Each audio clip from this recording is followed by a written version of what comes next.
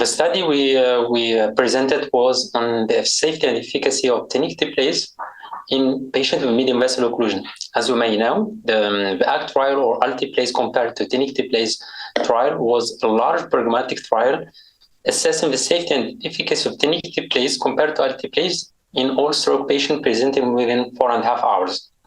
The trial showed non-inferior to Tenecteplase compared to Alteplase and was published last year in Lancet. So in this specific study presented in ESOC, we looked specifically at patients with medium vessel occlusion on baseline CTA, and we included all occlusion of small vessels, including M2 to MCA, M2 to M4 MCA segments, P2 to P4 posterior cerebral artery segments, and A2 to A4 anterior cerebral artery segments.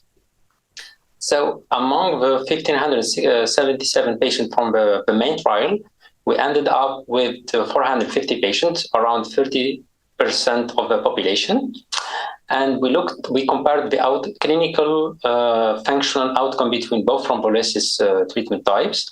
And we also compared safety outcomes and angiographic outcomes between both groups. First of all, baseline characteristics were very well balanced between both thrombolysis treatment, Tenecteplase and Alteplase.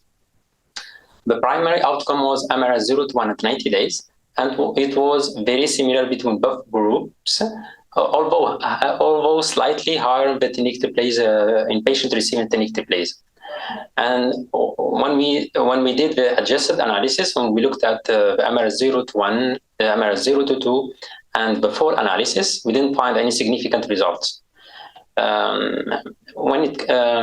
Regarding safety outcomes, they were also comparable, and we include the symptomatic intracerebral hemorrhage, parenchymal hemorrhage, PH1 and PH2, and they were all similar between both groups. However, for angiographic outcomes in patients who underwent endovascular thrombectomy, we found higher rates of successful reperfusion in patients receiving Tenecteplase.